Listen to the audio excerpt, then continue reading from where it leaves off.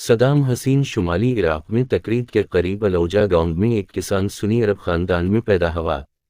اس نے 1957 میں عرب socialist باث party اور بغداد میں قائم باث پارٹی اور اس کی علاقائی تنظیم عراقی باث پارٹی میں شمولیت اختیار کی۔ انہوں نے جولائی 17 کے انقلاب میں کلیدی کردار ادا کیا اور احمد حسن البکر نے انہیں نائب صدر مقرر کیا۔ نائب صدر کے طور پر اپنے دور میں صدام نے عراقی معیشت کو متنوع بناتے ہوئے عراق پیٹرولیم کمپنی کو قومی لیا۔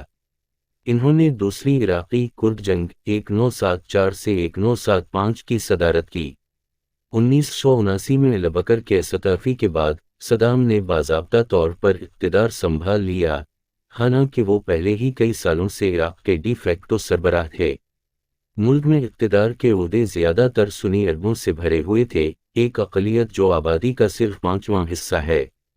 عہدہ سنبھالنے کے بعد صدام نے باث پارٹی پرچ کا آغاز کیا۔ صدام نے ایران کے عرب اکثریتی صوبہ خوزستان پر مبینہ طور پر قبضہ کرنے اور 1979 کے اپنے انقلاب کو برآمد کرنے کی ایرانی کوششوں کو ناکام بنانے کی کوشش میں 1980 میں ایران پر حملے کا حکم دیا۔ ایران عراق جنگ تقریباً 8 سال کے بعد جنگ بندی میں ایک شدید تعطل کے بعد ختم ہوئی، جس میں عراق میں تقریباً 10 لاکھ جانیں اور $561 بلین کا معاشی نقصان ہوا۔ بعد میں صدام نے اپنے اتحادی کویت پر عراقی تیل کی کھدائی کرنے کا الزام لگایا اور کویت پر قبضہ کر کے خلیجی جنگ 1990 سے 1991 شروع کی۔ عراق کو امریکہ کی قیادت میں ایک کثیر القومی اتحاد نے شکست دی تھی۔ اس کے بعد اقوام متحدہ نے عراق کے خلاف پابندیاں عائد کر دیں۔ اس نے کردوں اور شیعہ مسلمانوں کی 1991 کی عراقی بغاوتوں کو دبایا، جو آزادی حاصل کرنے یا حکومت کا تختہ الٹنے کی کوشش کر رہے تھے۔ صدام نے امریکہ مخالف موقف اپنایا اور عراق میں اسلام پسند ایجنڈے پر عمل کرتے ہوئے ایمانی مہم قائم کی۔ صدام کے دور میں انسانی حقوق کی بے شمار خلاف ورزیاں ہوئیں، جن میں ایک اندازے کے مطابق 2,50,000 ہلاکتیں اور گمشدگیاں شامل تھیں۔ 2003 میں امریکہ اور اس کے اتحادیوں نے عراق پر حملہ کیا، صدام پر بڑے پیمانے پر تباہی پھیلانے والے ہتھیار تیار کرنے اور القاعدہ کے ساتھ تعلقات کا جھوٹا الزام لگایا۔ باث پارٹی پر پابندی لگا دی گئی اور صدام روپوش ہو گیا۔ 13 دسمبر 2003 کو اس کی گرفتاری کے بعد اس کا ٹرائل عراقی عبوری حکومت کے تحت ہوا۔ 5 نومبر 2006 کو صدام کو عراقی ہائی ٹریبونل نے 1982 میں 148 عراقی شیعوں کے قتل سے متعلق انسانیت کے خلاف جرائم کا مجرم قرار دیا اور پھانسی کی سزا سنائی۔ اسے 30 دسمبر 2006 کو پھانسی دے دی گئی۔ صدام پر ایک جابرانہ آمرانہ حکومت چلانے کا الزام لگایا گیا ہے، جسے کئی تجزیہ کاروں نے مطلق اعلانہ قرار دیا ہے، حالانکہ اس لیبل کے لاگو ہونے کا مقابلہ کیا گیا ہے۔ صدام حسین تکریت کے قریب ایک چھوٹے سے گاؤں الوجا میں حسین عبد الماجد اور صبح طلفہ المسلط کے ہاں پیدا ہوئے۔ وہ دونوں البو ناصر قبیلے سے تھے، ایک قبیلہ جو احمد بن حسین ناصر الدین سے تھا جو امام حسین بن علی کی اولاد میں سے تھا۔ البو ناصر قبیلہ یمن سے ہجرت کر کے تکریت میں آباد ہوا تھا۔ صدام کے بھائی اور والد دونوں اس کی پیدائش سے پہلے ہی کینسر سے مر گئے۔ ان اموات نے صدام کی والدہ صبح طلفہ المسلط کو اس قدر افسردہ کر دیا کہ اس نے اپنے حمل کو اسقاط حمل کرنے کی ناکام کوشش کی اور خودکشی کر لی۔ صبح کا اس سے کوئی لینا دینا نہیں ہوگا اور صدام کو بالآخر ایک چچا اپنے ساتھ لے جائے گا۔ اس کی ماں نے دوسری شادی کی اور اس شادی کے ذریعے صدام کو 3 سوتیلے بھائی ملے۔ اس کے سوتیلے والد ابراہیم الحسن نے صدام کی واپسی کے بعد اس کے ساتھ سخت سلوک کیا اور اسے باقاعدگی سے مارا پیٹا، بعض اوقات اسے جگانے کے لیے۔ تقریباً 10 سال کی عمر میں صدام خاندان سے فرار ہو گئے اور اپنے چچا خیر اللہ طلفہ کے ساتھ بغداد میں رہنے کے لیے واپس آ گئے، جو صدام کے لیے باپ جیسی شخصیت بن گئے۔ صدام کی ہونے والی بیوی کے والد طلفہ ایک متقی سنی مسلمان اور عراقی قوم پرستوں اور برطانیہ کے درمیان 1941 کی اینگلو عراقی جنگ کے تجربہ کار تھے، جو خطے میں ایک بڑی استعماری طاقت بنی ہوئی تھی۔ بعد میں طلفہ کو صدام کے دور اقتدار میں بغداد کا میئر مقرر کیا گیا، یہاں تک کہ اس کی بدنام زمانہ بدعنوانی نے صدام کو زبردستی عہدے سے ہٹانے پر مجبور کر دیا۔ بعد میں ان کی زندگی میں ان کے آبائی شہر کے رشتہ دار ان کے قریبی مشیر اور معاون بن گئے۔ اپنے چچا کی رہنمائی میں اس نے بغداد کے ایک قوم پرست ہائی اسکول میں تعلیم حاصل کی۔ دیکھتے ہوئے اسکول کے بعد صدام نے 3 سال تک ایک عراقی لا اسکول میں تعلیم حاصل کی۔ 1957 میں 20 سال کی عمر میں انقلابی پین عباس پارٹی میں شمولیت اختیار کرنے کے لیے چھوڑ دیا، جس کے ان کے چچا حامی تھے۔ اس دوران صدام نے بظاہر ایک سیکنڈری اسکول ٹیچر کے طور پر خود کو سہارا دیا۔ باسی نظریہ کی ابتدا شام میں ہوئی اور اس وقت شام میں باس پارٹی کی بڑی تعداد میں پیروکار تھے، لیکن 1955 میں عراق میں باس پارٹی کے 300 سے بھی کم ارکان تھے، اور یہ خیال کیا جاتا ہے کہ صدام کی بنیادی وجہ زیادہ قائم شدہ عراقی قوم پرست جماعتوں کے برخلاف پارٹی میں شامل ہونا ان کا اپنے چچا کے ذریعے احمد حسن البکر اور دیگر سرکردہ باسیوں سے خاندانی تعلق تھا۔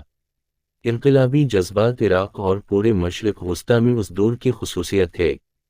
عراق میں ترقی پسندوں اور سوشلسٹوں نے روایتی سیاسی اشرافیہ، نوآبادیاتی دور کے بیوروکریٹس اور جاگیرداروں، دولت مند تاجروں اور قبائلی سرداروں اور بادشاہت پرستوں پر حملہ کیا۔ مزید یہ کہ مصر میں جمال عبد الناصر کی پین قوم پرستی نے صدام جیسے نوجوان باسیوں کو گہرا متاثر کیا۔ ناصر کے عروج نے 1950 اور 1960 کی دہائیوں میں عراق، مصر اور لیبیا کی بادشاہتوں کے خاتمے کے ساتھ پورے مشرق وسطی میں انقلابات کی ایک لہر کی پیش گوئی کی۔ ناصر نے 1956 کے سوئز بحران کے دوران برطانوی اور فرانسیسیوں سے لڑ کر مصر کو جدید بنا کر اور عرب دنیا کو سیاسی طور پر متحد کر کے پورے مشرق وسطی میں قوم پرستوں کو متاثر کیا۔ ان کے سسر خیر اللہ تلفا کو 1941 کی عراقی بغاوت اور اینگلو عراقی جنگ میں برطانیہ کے خلاف لڑنے میں ان کے کردار کے لیے 5 سال قید کی سزا سنائی گئی، اور اکثر ان کی رہنمائی اور کہانیاں سنائی گئیں۔ صدام کی باس پارٹی میں شمولیت کے 1 سال بعد جنرل عبد الکریم قاسم کی قیادت میں فوجی افسران نے جولائی 14 کے انقلاب میں عراق کے فیصل دوم کا تختہ الٹ دیا۔ امریکی حکام کے ساتھ معاون تعلقات، باسی رہنما کابینہ میں مقرر ہوئے اور عبدالسلام عارف صدر بن گئے۔ عارف نے اسی سال نومبر 1963 کی عراقی بغاوت میں باسی رہنماؤں کو برطرف کر کے گرفتار کر لیا۔ اس وقت مصر میں جلاوطن ہونے کی وجہ سے صدام نے 1963 کی بغاوت یا اس کے بعد ہونے والی سفاکانہ کمیونسٹ مخالف کارروائی میں کوئی کردار ادا نہیں کیا۔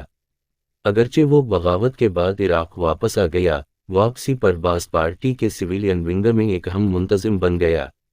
قاسم کے سالوں کے برعکس نومبر 1963 میں عارف کی باسط مخالف کارروائی کے بعد صدام عراق میں ہی رہا اور عارف کو قتل کرنے کی منصوبہ بندی میں شامل ہو گیا۔ قاسم کے بالکل برعکس صدام جانتا تھا کہ اسے عارف کی حکومت کی طرف سے سزائے موت کا سامنا نہیں کرنا پڑا، اور اس نے جان بوجھ کر دوبارہ شام فرار ہونے کی بجائے گرفتار ہونے کے خطرے کو قبول کیا۔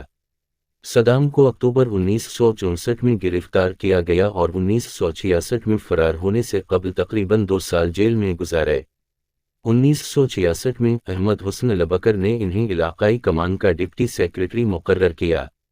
صدام، جو کہ ایک ہنرمند منتظم ثابت ہوں گے، وہ علاقائی کمان کے لیے منتخب ہوئے، جیسا کہ کہانی ہے، مشیل افلق کی مدد سے جو باسی فکر کے بانی تھے۔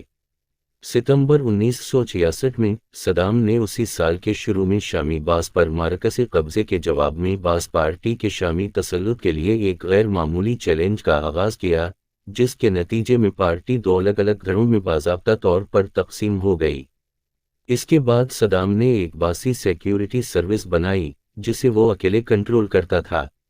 جولائی 1968 میں صدام نے احمد حسن البکر کی قیادت میں ایک خونخوار بغاوت میں حصہ لیا جس نے عبد الرحمن عارف کا تختہ الٹ دیا، سلام عارف کا بھائی اور جانشین۔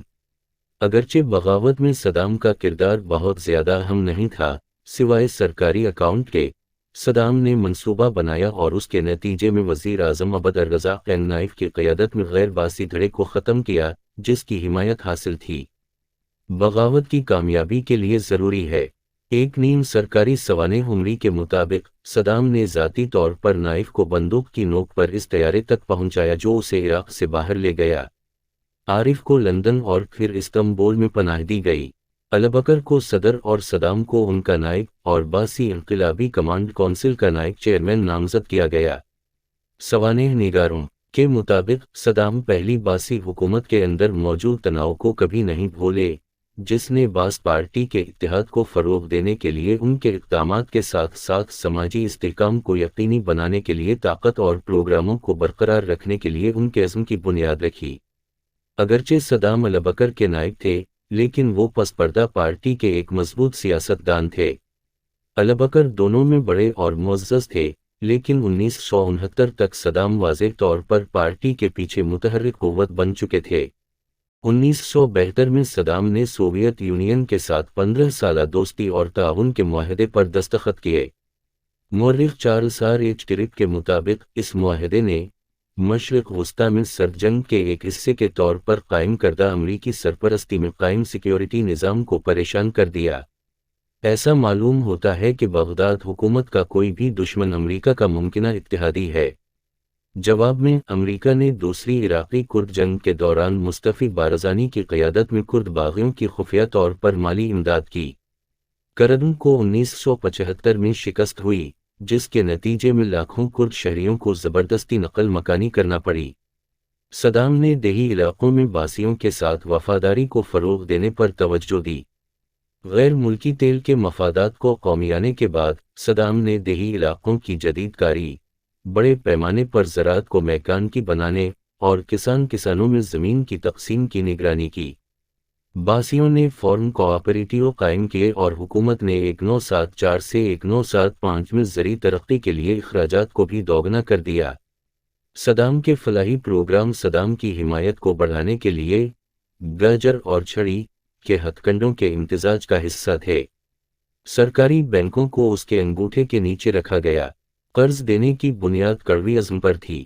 1976 میں صدام عراقی مسلح افواج میں جنرل کے عہدے پر فائز ہوا اور تیزی سے حکومت کا طاقتور بن گیا۔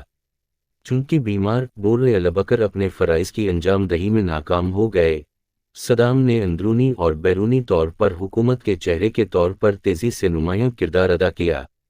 وہ جلد ہی عراق کی خارجہ پالیسی کے معمار بن گئے اور تمام سفارتی حالات میں قوم کی نمائندگی کی۔ 1979 میں باضابطہ طور پر اقتدار میں آنے سے کچھ سال قبل وہ عراق کے ڈی فیکٹو لیڈر تھے۔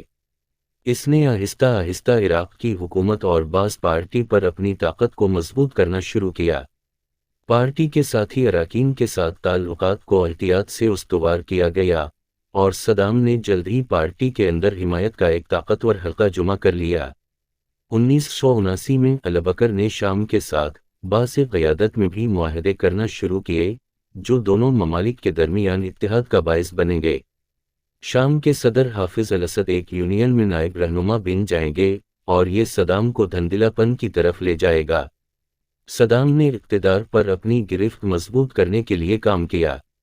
اس نے بیمار البکر کو 16 جولائی 1979 کو مستعفی ہونے پر مجبور کیا اور باضابطہ طور پر صدارت سنبھال لی۔ صدام نے 22 جولائی 1979 کو باس پارٹی کے رہنماؤں کی ایک اسمبلی بلائی۔ اسمبلی کے دوران، جس کا اس نے ویڈیو ٹیپ کرنے کا حکم دیا، صدام نے دعویٰ کیا کہ باس پارٹی کے اندر ایک 5واں کالم ملا ہے اور محب عبد الحسین کو اسے پڑھنے کی ہدایت کی ہے۔ ایک اعترافی بیان اور 68 مبینہ شریک سازشکاروں کے نام۔ ان ارکان کو بے وفا کا لیبل لگا کر ایک ایک کر کے کمرے سے نکال کر حراست میں لے لیا گیا۔ فہرست پڑھنے کے بعد صدام نے ان لوگوں کو جو ابھی کمرے میں بیٹھے ہیں ان کے ماضی اور مستقبل کی وفاداری کے لیے مبارکباد دی۔ اجلاس میں گرفتار کیے گئے 68 افراد پر بعد میں ایک ساتھ مقدمہ چلایا گیا اور انہیں غداری کا مجرم قرار دیا گیا۔ 22 کو پھانسی کی سزا سنائی گئی۔ پارٹی کے دیگر اعلیٰ عہدے داروں نے فائرنگ اسکواڈ تشکیل دیا۔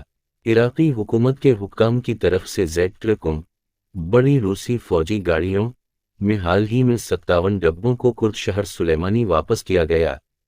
ہر ڈبے میں ایک مردہ بچہ تھا، آنکھیں باہر نکلی ہوئی تھیں اور راکھ سفید، بظاہر خون سے لت پت تھی۔ ان کے بچوں کو نہیں دیا گیا، اجتماعی قبر کو قبول کرنے پر مجبور کیا گیا اور پھر تدفین کے لیے 150 دینار ادا کرنے پڑے۔ عراقی معاشرہ زبان، مذہب اور نسل کی بنیادوں پر ٹوٹ پھوٹ کا شکار ہے۔ بعض پارٹی فطرت کے لحاظ سے سیکولر نے پان عرب نظریات کو اپنایا جو کہ آبادی کے اہم حصوں کے لیے پریشانی کا باعث بنے۔ 1979 کے ایرانی انقلاب کے بعد عراق کو دو شیعہ دھڑوں دوا اور SCIRI کی جانب سے حکومت کی تبدیلی کے امکانات کا سامنا کرنا پڑا جو عراق کو اپنے پڑوسی ایران پر ایک شیعہ تھیوکریسی کے طور پر ماڈل بنانے کی خواہش رکھتے تھے۔ عراق کو ایک الگ خطرہ شمالی عراق کی نسلی کرد آبادی کے کچھ حصوں سے آیا جنہوں نے عراقی ریاست کا حصہ بننے کی مخالفت کی اور آزادی کی حمایت کی، ایک جاری نظریہ جو باس پارٹی کی حکمرانی سے پہلے تھا۔ انقلاب کے خطرے کو دور کرنے کے لیے صدام نے ممکنہ طور پر مخالف آبادی کو کچھ فوائد فراہم کیے تھے۔ باس پارٹی میں رکنیت تمام عراقی شہریوں کے لیے کھلی رہی، پس منظر سے قطع نظر اور اس کے مخالفین کے خلاف جابرانہ اقدامات کیے گئے۔ اس کنٹرول کو حاصل کرنے کے لیے بڑے ہتھیار نیم فوجی اور پولیس ادارے تھے۔ 1974 کے آغاز سے طه یاسین رمضان، خود ایک کرد باسسٹ جو صدام کے قریبی ساتھی تھے، نے پیپلز آرمی کی کمانڈ کی جس کی اندرونی سلامتی کی ذمہ داری تھی۔ باس پارٹی کے نیم فوجی دستے کے طور پر پیپلز آرمی نے باقاعدہ مسلح افواج کی طرف سے بغاوت کی کسی بھی کوشش کے خلاف جوابی کارروائی کی۔ پیپلز آرمی کے علاوہ جنرل انٹیلیجنس کا محکمہ ریاستی سلامتی کے نظام کا سب سے بدنام بازو تھا، جسے تشدد اور قتل و غارت کے لیے استعمال کرنے کا خدشہ تھا۔ صدام کے چھوٹے سوتیلے بھائی برزان ابراہیم التکریتی نے مخابرات کی کمانڈ کی۔ غیر ملکی مبصرین کا خیال تھا کہ 1982 سے یہ محکمہ صدام کے سمجھے جانے والے مخالفین کو تلاش کرنے اور ختم کرنے کے اپنے مشن میں اندرون اور بیرون ملک کام کرتا ہے۔ صدام اپنے ہی لوگوں کے خلاف دہشت گردی کا استعمال کرنے کے لیے قابل ذکر تھا۔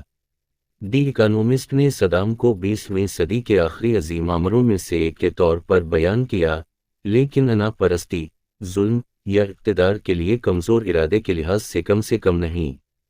صدام کی حکومت نے کم از کم 2,50,000 عراقیوں کی موت کی اور ایران، کویت اور سعودی عرب میں جنگی جرائم کا ارتکاب کیا۔ ہیومن رائٹس واچ اور ایمنسٹی انٹرنیشنل نے بڑے پیمانے پر قید اور تشدد کی باقاعدہ رپورٹیں جاری کیں۔ اس کے برعکس صدام نے عراق کی تیل کی دولت کو حکومت کے حامیوں کے لیے ایک وسیع سرپرستی کا نظام تیار کرنے کے لیے استعمال کیا۔ اگرچہ صدام کو اکثر مطلق العنان رہنما کے طور پر بیان کیا جاتا ہے، جوزف ساسون نے نوٹ کیا کہ صدام کے جبر اور ایڈولف ہٹلر اور جوزف اسٹالن کی طرف سے روا رکھے جانے والے مطلق العنانیت کے درمیان اہم اختلافات ہیں، خاص طور پر آزادی کی تحریک اور مذہب کی آزادی۔ اپنی قیادت کے دوران صدام نے دوہری قوم پرستی کے خیال کو فروغ دیا جو عراقی قوم پرستی اور عرب قوم پرستی کو یکجا کرتا ہے۔ نسلی قوم پرستی کی ایک بہت وسیع شکل جو عراقی قوم پرستی کی حمایت کرتی ہے اور اسے ان معاملات سے جوڑتی ہے جو مجموعی طور پر عربوں کو متاثر کرتے ہیں۔ صدام حسین کا خیال تھا کہ قدیم میسوپوٹیمیا کے ماخذ اور عراقی عربوں کے ورثے کی پہچان عرب قوم پرستی کی حمایت کے لیے تکمیلی تھی۔ اپنے دور حکومت میں باسی حکومت نے سرکاری طور پر تاریخی کرد مسلم رہنما صلاح الدین کو عراق میں حبلوطنی کی علامت کے طور پر شامل کیا، جبکہ صدام نے اپنے آپ کو بابل کے بادشاہ نبوکدنضر کا بیٹا کہا اور اپنے نام اور القاب کے ساتھ قدیم بابل کی اینٹوں پر مہر ثبت کر دی۔ 15 اکتوبر 2002 کے ریفرنڈم میں اس نے باضابطہ طور پر 100% منظوری کے ووٹ اور 100% ٹرن آؤٹ حاصل کیا، جیسا کہ اگلے دن انتخابی کمیشن نے اطلاع دی کہ 1,14,45,638 اہل ووٹروں میں سے ہر ایک نے صدر کے لیے ووٹ کاسٹ کیا۔ عراق کے خارجہ تعلقات۔ عرب دنیا کے ساتھ عراق کے تعلقات انتہائی متنوع رہے ہیں۔ عراق اور مصر کے درمیان تعلقات 1977 میں پرتشدد طور پر ٹوٹ گئے، جب مصری صدر انور سادات کے اسرائیل کے ساتھ امن اقدامات پر عراق کی تنقید کے بعد دونوں ممالک نے ایک دوسرے سے تعلقات توڑ لیے۔ 1978 میں بغداد نے عرب لیگ کے ایک سربراہی اجلاس کی میزبانی کی جس میں کیمپ ڈیوڈ معاہدے کو قبول کرنے پر مصر کی مذمت اور بے دخلی کی گئی۔ ایران کے ساتھ جنگ میں عراق کے لیے مصر کی مضبوط معدی اور سفارتی حمایت سفیر کی سطح کی نمائندگی کی مسلسل غیر موجودگی کے باوجود اعلیٰ حکام کے درمیان گرمجوشی اور متعدد رابطوں کا باعث بنی۔ 1983 سے عراق نے 12 عرب ممالک میں مصر کے فطری کردار کی بحالی کا مطالبہ کیا ہے۔ صدام نے مہنگی اشیاء کو پسند کرنے کے لیے شہرت پیدا کی، جیسے کہ اس کی ہیرے سے لپٹی رولیکس کلائی گھڑی، اور ان کی کاپیاں دنیا بھر میں اپنے دوستوں کو بھیجیں۔ اپنے حلیف کینٹ کینیڈا صدام کو ایک بار بوئنگ 747 بھیجا جو تحائف سے بھرا ہوا تھا، قالین، ٹیلی ویژن، زیورات۔ صدام کے روسی انٹیلی جنس ایجنٹ یوگینی پریماکوف کے ساتھ قریبی تعلقات تھے جو کہ 1960 کی دہائی سے شروع ہوئے تھے۔ پریماکوف نے صدام کو 1991 میں اقتدار میں رہنے میں مدد کی ہوگی۔ صدام نے صرف 2 مغربی ممالک کا دورہ کیا۔ پہلا دورہ دسمبر 1974 میں ہوا، جب اسپین کے کوڈیلو فرانسسکو فرینکو نے اسے میڈرڈ آنے کی دعوت دی، اور اس نے گراناڈا، کورڈوبا اور ٹولیڈو کا دورہ کیا۔ ستمبر 1975 میں انہوں نے پیرس، فرانس میں وزیر اعظم جیک شیراک سے ملاقات کی۔ کئی عراقی رہنماؤں، لبنانی ہتھیاروں کے تاجر سرکیس سوغانالیان اور دیگر نے دعویٰ کیا ہے کہ صدام نے شیراک کی پارٹی کو مالی امداد فراہم کی۔ 1991 میں صدام نے ان لوگوں کو بے نقاب کرنے کی دھمکی دی جنہوں نے ان سے بڑائی لی تھی۔ مسٹر شیراک سے لے کر مسٹر شیونمنٹ تک، سیاستدان اور معاشی رہنما ہمارے ساتھ وقت گزارنے اور ہماری چاپلوسی کرنے کے لیے کھلے عام مقابلے میں تھے۔ اب ہم نے صورتحال کی حقیقت کو سمجھ لیا ہے۔ اگر یہ دھوکہ دہی جاری رہی تو ہم فرانسیسی عوام کے سامنے ان سب کو بے نقاب کرنے پر مجبور ہو جائیں گے۔ فرانس نے صدام کو مسلح کیا اور یہ صدام کے دور حکومت میں عراق کا سب سے بڑا تجارتی شراکت دار تھا۔ ضبط شدہ دستاویزات سے پتہ چلتا ہے کہ کس طرح شیراک کے قریبی فرانسیسی حکام اور کاروباری شخصیات بشمول چارلس پاسکوا، ان کے سابق وزیر داخلہ، نے صدام کے ساتھ سودے سے ذاتی طور پر فائدہ اٹھایا۔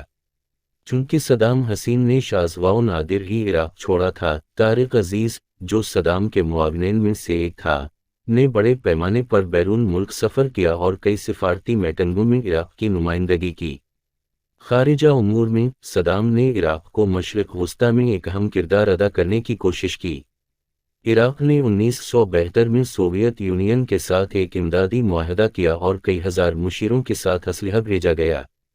1978 میں عراقی کمیونسٹوں کے خلاف کریک ڈاؤن اور مغرب کی طرف تجارت کی منتقلی نے سوویت یونین کے ساتھ عراقی تعلقات کو کشیدہ کر دیا۔ اس کے بعد عراق نے 1991 میں خلیجی جنگ تک زیادہ مغربی رخ اختیار کیا۔ 1973 کے تیل کے بحران کے بعد، فرانس نے ایک زیادہ عرب نواز پالیسی میں تبدیلی کی اور اس کے مطابق صدام کی طرف سے قریبی تعلقات سے نوازا گیا۔ انہوں نے 1975 میں فرانس کا سرکاری دورہ کیا، کچھ فرانسیسی کاروباری اور حکمران سیاسی حلقوں کے ساتھ قریبی تعلقات کو مضبوط کیا۔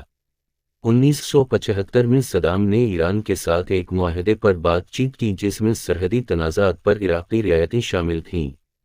اس کے بدلے میں ایران نے عراق میں اپوزیشن کردوں کی حمایت بند کرنے پر اتفاق کیا۔ صدام نے مصر اور اسرائیل کے درمیان کیمپ ڈیوڈ معاہدے 1979 کی عرب مخالفت کی قیادت کی۔ صدام نے فرانس کی مدد سے 1980 کی دہائی میں عراق کی جوہری افزودگی کا منصوبہ شروع کیا۔ عراق کے پہلے ایٹمی ری ایکٹر کا نام فرانسیسی اوسیرک نے رکھا تھا۔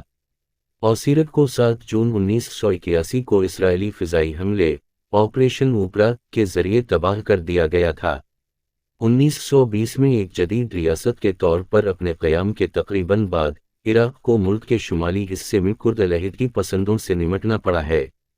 صدام نے 1970 میں علیحدگی پسند کرد رہنماؤں کے ساتھ ایک معاہدے پر بات چیت کی، انہیں خود مختاری دی، لیکن معاہدہ ٹوٹ گیا۔ اس کا نتیجہ حکومت اور کرد گروہوں کے درمیان وحشیانہ لڑائی اور ایران میں کرد دیہات پر عراقی بمباری کی صورت میں نکلا، جس کی وجہ سے ایران کے ساتھ عراقی تعلقات خراب ہو گئے۔ صدام نے ایران کے ساتھ 1975 کے معاہدے پر بات چیت کے بعد شاہ نے کردوں کی حمایت واپس لے لی، جنہیں شکست ہوئی تھی۔ صدام چلی کے ایک تاجر کارلوس کارڈون کو سلام پیش کر رہے ہیں جس نے 1980 کی دہائی میں جنگ کے دوران عراق کو ہتھیار فراہم کیے تھے۔ عراق نے تیزی سے خود کو 20ویں صدی کی سب سے طویل اور تباہ کن جنگوں میں سے ایک میں الجھا دیا۔ جنگ کے دوران عراق نے جنوبی محاذ پر لڑنے والی ایرانی افواج اور کرد علیحدگی پسندوں کے خلاف کیمیائی ہتھیاروں کا استعمال کیا جو ایران کی مدد سے عراق میں شمالی محاذ کھولنے کی کوشش کر رہے تھے۔ یہ کیمیائی ہتھیار عراق کی طرف سے تیار کیے گئے مواد اور ٹیکنالوجی سے جو بنیادی طور پر مغربی جرمنی کی کمپنیوں نے فراہم کیے تھے اور ساتھ ہی ریگن انتظامیہ کی طرف سے برآمدی پابندیوں کے خاتمے کے بعد درآمد کی گئی دوہری استعمال کی ٹیکنالوجی کا استعمال کیا گیا تھا۔ امریکی حکومت نے عراق کو ایرانی تعیناتیوں کو ظاہر کرنے والی سیٹلائٹ تصاویر بھی فراہم کیں۔ عراق کے ساتھ مکمل سفارتی تعلقات کھولنے کی امریکی کوشش میں ملک کو دہشت گردی کے ریاستی سرپرستوں کی امریکی فہرست سے نکال دیا گیا۔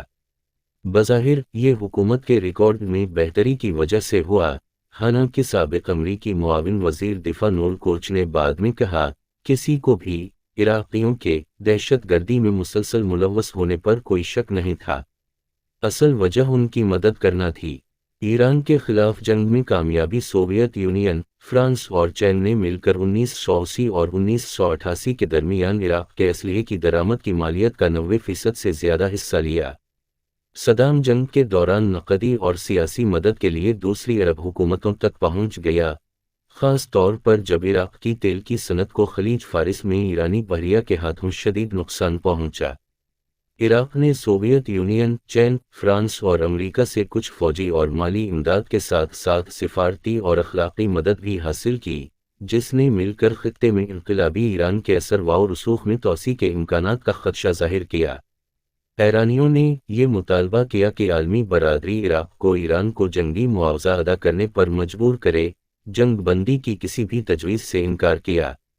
اقوام متحدہ کی سلامتی کونسل کی طرف سے جنگ بندی کے متعدد مطالبات کے باوجود 20 اگست 1988 تک دشمنی جاری رہی۔ 16 مارچ 1988 کو کردن کے قصبے حلبجہ پر مسٹرڈ گیس اور اعصابی ایجنٹوں کی آمیزش سے حملہ کیا گیا، جس میں 5000 شہری مارے گئے اور مزید 10,000 کو معذور، بگاڑ یا شدید طور پر کمزور کر دیا۔ حلبجہ قتل عام دیکھیں۔ یہ حملہ 1988 کی الانفال مہم کے ساتھ مل کر کیا گیا تھا، جو شمالی عراق کے علاقوں کی زیادہ تر کرد آبادی کے مرکزی کنٹرول کو دوبارہ حاصل کرنے اور کرد پیشمرگہ باغی افواج کو شکست دینے کے لیے ڈیزائن کیا گیا تھا۔ صدام کی حکومت اور اس کے بین الاقوامی حامیوں کے دعوے کہ ایران نے کردن کو حلبجہ میں گیس دی تھی کو مکمل طور پر رد کر دیا گیا ہے۔ 8 سالہ خونریز جنگ تعطل پر ختم ہوئی۔ انسائکلوپیڈیا برٹانیکا بیان کرتا ہے، کل ہلاکتوں کا تخمینہ 10 لاکھ سے لے کر اس تعداد سے 2 گنا تک ہے۔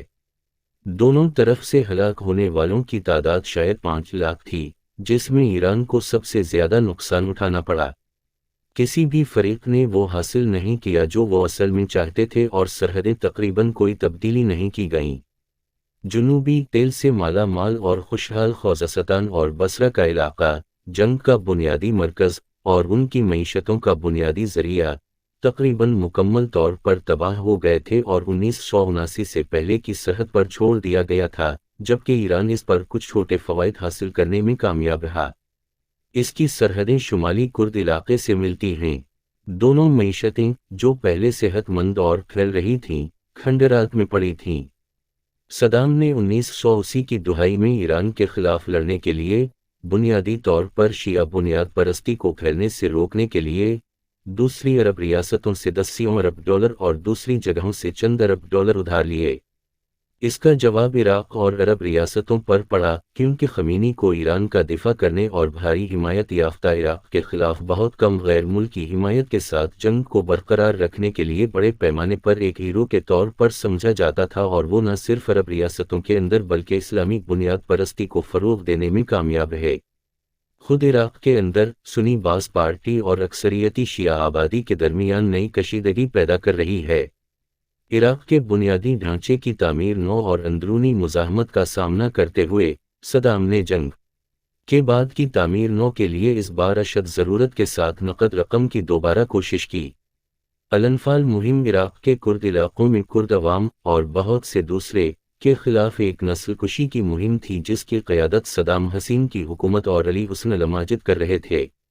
اس مہم کا نام قرآنی باباٹ الانفال سے لیا گیا ہے، جسے سابق عراقی باسی انتظامیہ نے پیشمرگہ باغیوں اور دیہی شمالی علاقوں کی زیادہ تر کرد شہری آبادی کے خلاف حملوں کے سلسلے کے لیے کوڈ نام کے طور پر استعمال کیا تھا۔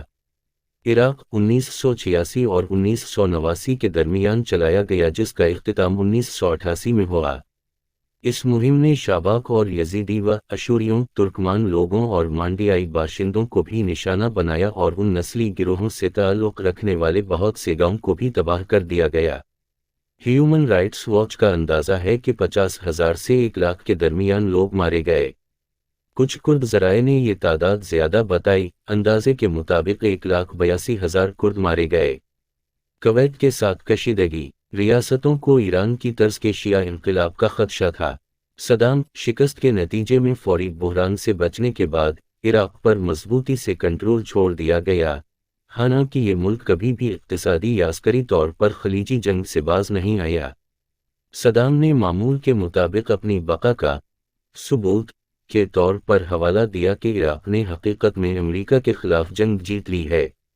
اس پیغام نے صدام کو عرب دنیا کے کئی شعبوں میں کافی مقبولیت حاصل کی۔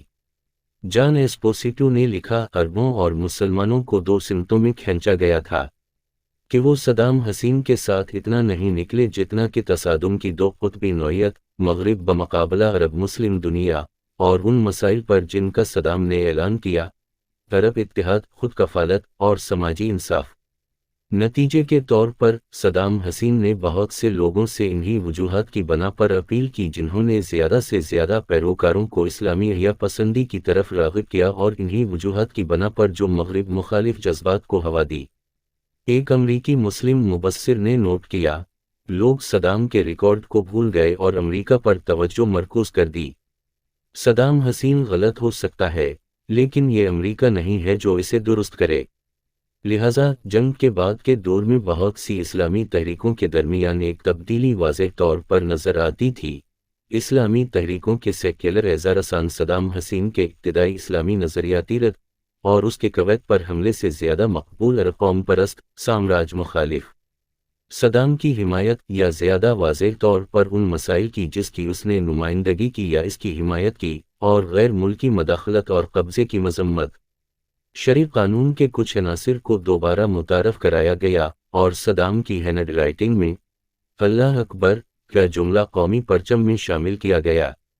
صدام نے مختلف خطرات اور سازشوں سے بچانے کے لیے خدا کا شکر ادا کرنے کے لیے اپنے ہی خون کے 27 لیٹر سے لکھے گئے خون قرآن کی تیاری کا کام بھی انجام دیا۔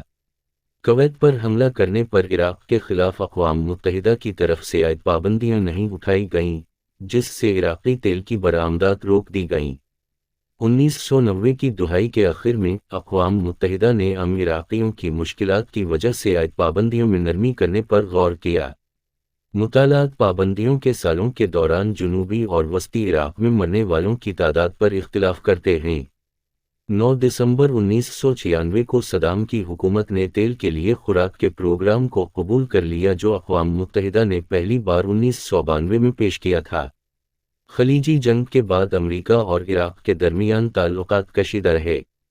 امریکہ نے 26 جون 1993 کو بغداد میں عراق کے انٹیلی جنس ہیڈ کوارٹر پر میزائل حملہ کیا، جس میں خلیجی جنگ کے بعد مسلط کردہ 9 فلائی زونز کی عراقی خلاف ورزیوں اور کویت میں درندازی کے ثبوت کا حوالہ دیا گیا۔ امریکی حکام صدام پر خلیجی جنگ کی جنگ بندی کی شرائط کی خلاف ورزی کرنے، بڑے پیمانے پر تباہی پھیلانے والے ہتھیاروں اور دیگر ممنوعہ ہتھیاروں کی تیاری اور اقوام متحدہ کی طرف سے عائد پابندیوں کی خلاف ورزی کا الزام لگاتے رہے۔ 1990 کی دہائی کے دوران صدر بل کلنٹن نے پابندیوں کو برقرار رکھا اور عراقی 9 fly zones operation desert fox میں اس امید پر ہوائی حملوں کا حکم دیا کہ عراق کے اندر سیاسی دشمنوں کے ذریعے صدام کا تختہ الٹ دیا جائے گا۔ اقوام متحدہ کی مشتبہ ہتھیاروں تک رسائی کے لیے عراقی مزاحمت کے مغربی الزامات 1997 اور 1998 کے درمیان بحرانوں کا بہانہ تھے، جس کا نتیجہ عراق پر 16 سے 19 دسمبر 1998 کے دوران شدید امریکی اور برطانوی میزائل حملوں میں ہوا۔ فروری 2001 میں بغداد کے قریب مقامات پر سخت سی انٹرارٹس کے سابق کیس آفیسر رابرٹ بیر نے رپورٹ کیا کہ اس نے 1995 میں صدام کو قتل کرنے کی کوشش کی۔ عراق میں فوجی بغاوت کی حوصلہ افزائی کے لیے ایک دہائی طویل کوشش کے درمیان صدام بیرون ملک سیاست میں ملوث رہا۔ इंटेलिजेंस चीफ्स की अरब सहाफ़ियों के साथ मुलाकात के बाद हासिल की गई वीडियो टेप्स, जिसमें अल जज़ीरा के साबिक़ मैनेजिंग डायरेक्टर मोहम्मद जासिम अल अली के साथ 2000 में मुलाकात भी शामिल है। वीडियो में सदाम के बेटे अदे ने अल अली को अल अली में मुलाजमतों के बारे में मशवरा दिया।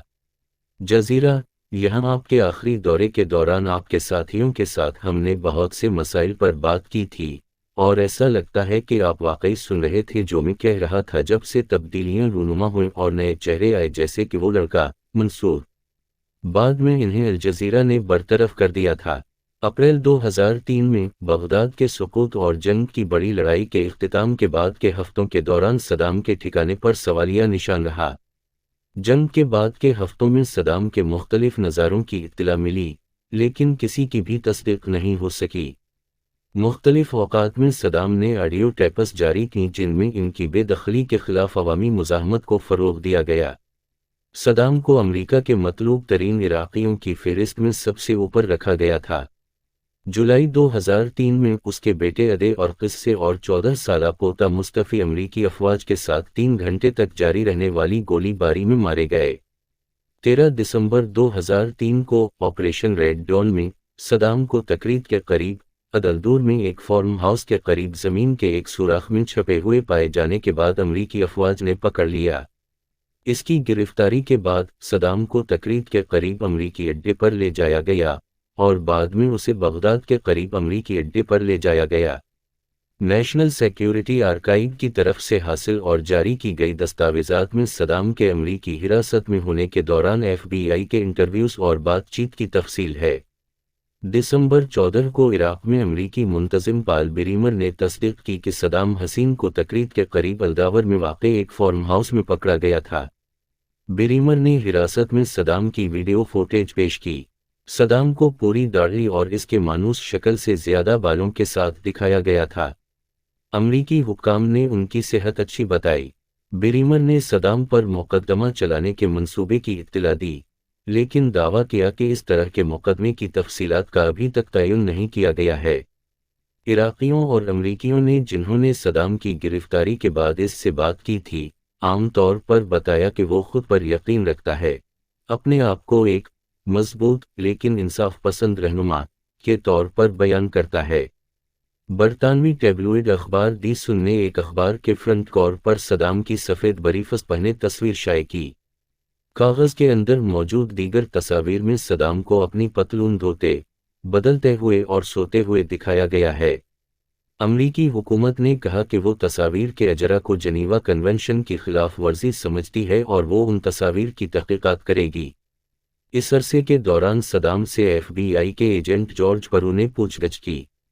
बगदाद हिरासती मरकज़ के मुहाफ़िज़ों ने अपने कैदी को वीक कहा, जिसका मतलब है बहुत अहम मुजरिम, और उसे अपने सील के करीब एक छोटा सा बाग लगाने दिया। उर्फी नाम और बाग साबिक़ इराक़ी रहनुमा के बारे में उन तफसीलात में शामिल हैं जो मार्च 2008 में बगदाद की जेल और कोठरी के दौरे के दौरान सामने आए थे, जहां सदाम सोता था, गुस्ल करता था, एक जरीदा रखता था और अपनी फांसी से पहले आखिरी दिनों में शायरी करता था। वो अपनी वरासत को यकीनी बनाने के लिए फ़िक्रमंद थे और तारीख़ कैसे बताई जाएगी। इस दौरे का इनेकाद अमरीकी Marrion major general dog stone ने किया था, जो उस वक्त इराक़ में अमरीकी फ़ौज के लिए हिरासती ऑपरेशन के निगरान थे। कैद के दौरान उसने वर्जिश की और उसे अपना ज़ाती बाग रखने की इजाज़त मिली। उसने अपने सिगार भी सलगाए और अपने सील के सहन में अपनी डायरी लिखी। अगस्त 2003 में सदाम की बेटियों रगात और रना को उम्मान, उर्दन में पनाहगाह मिली। इस महीने इन्होंने उम्मान में CNN और अरब सैटेलाइट स्टेशन अल अरबी से बात की। जब उनके वालिद के बारे में पूछा गया तो राग ने CNN को बताया, वो बहुत अच्छे वालिद थे, प्यार करने वाले, बड़े दिल के मालिक थे। ये पूछे जाने पर कि क्या वो अपने वालिद को कोई पैगाम देना चाहती हैं, उसने कहा, मैं तुमसे प्यार करती हूँ और मुझे तुम्हारी याद आती है। इसकी बहन राना ने भी तबसरा किया, उसके बहुत से जज्बात थे और वो हम सबके साथ बहुत नरम मिजाज थे। इंसान दोस्ती 1979 में मिशिगन के डेट्रॉइट में सेक्रेड हार्ट कैथेड्रल चर्च के जैकब यासो ने सदाम हसीन को उनकी सदारत पर मुबारकबाद दी। بدلے میں یاسو نے کہا کہ صدام حسین نے اپنے چرچ کو امریکی ڈالر 2,50,000 عطیہ کیے، جو مشرق وسطی سے تعلق رکھنے والے کم از کم 1,200 خاندانوں پر مشتمل ہے۔ 1980 میں ڈیٹرائٹ کے میئر کولمین ینگ نے یاسو کو ڈیٹرائٹ شہر کی چابی صدام حسین کو پیش کرنے کی اجازت دی۔ اس وقت صدام نے یاسو سے پوچھا، میں نے سنا ہے آپ کے چرچ پر قرض ہے، کتنا ہے؟ انکوائری کے بعد صدام نے پھر کلیڈین سیکرڈ ہارٹ چرچ کو مزید $2,00,000 کا عطیہ دیا۔ یاسو نے کہا کہ صدام نے پوری دنیا میں کلیڈین گرجا گھروں کو عطیات دیے، اور یہاں تک کہ یہ کہتے ہوئے ریکارڈ پر چلا گیا کہ وہ عیسائیوں پر بہت مہربان ہے۔